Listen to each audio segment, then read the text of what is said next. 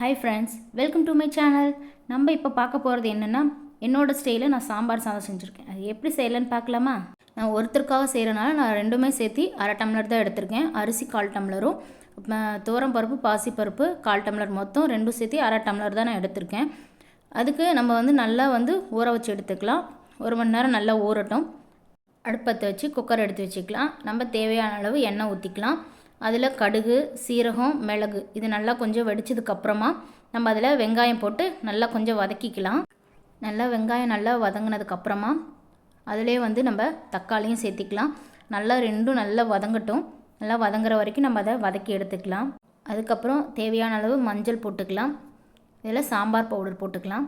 அதையும் போட்டு நல்லா கொஞ்சம் வதக்கிக்கலாம். நல்லா வதங்கினதுக்கப்புறம் அதிலே நம்ம கொஞ்சம் பெருங்காயம் நம்ம ஆட் பண்ணிக்கலாம். வெட்டி வச்ச காய்கறிகள்லாம் ஆட் பண்ணிக்கலாம். இன்னும் நீங்கள் காய்கறி ஏதாவது ஆட் பண்ணாலும் நீங்கள் பண்ணிக்கலாம். அதில் இன்னும் கத்திரிக்காய், பீன்ஸ் இதெல்லாம் நம்ம போடலாம். நான் இன்றைக்கி இந்த காய்கறிகள் தான் போட்டிருக்கேன். அதுக்கப்புறம் தேவையான அளவு நம்ம தண்ணி ஊற்றிக்கலாம். அதில் கொஞ்சம் உப்பு தேவையான அளவு போட்டுக்கலாம். அப்புறம் நம்ம ஊற வச்ச அரிசியை நம்ம நல்லா கழுவி எடுத்துக்கலாம். கழுவுன அரிசியை குக்கரில் நம்ம ஆட் பண்ணிக்கலாம். ஆட் பண்ணிவிட்டு நம்ம குக்கர் மூடி போட்டு நம்ம விசில் வர வரைக்கும் வெயிட் பண்ணலாம். 2-3 விசில் வரணும். விசில் வர வரைக்கும் நம்ம வெயிட் பண்ணி விசில் அப்புறம் அதை நம்ம ஓப்பன் பண்ணிவிட்டு நல்லா கிளறி விடணும்.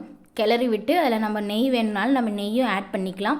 நல்லா கிளறி விட்டு பிளேட்டில் சர்வ் பண்ணுங்கள். குயிக்காக இப்போ நீங்கள் வீட்டில் ஒரு டிஷ் செய்யணும் அப்படின்னு நீங்கள் நினச்சிங்கன்னா இதை நீங்கள் செஞ்சு கொடுங்க. நீங்களும் ட்ரை பண்ணுங்கள். Thank you friends.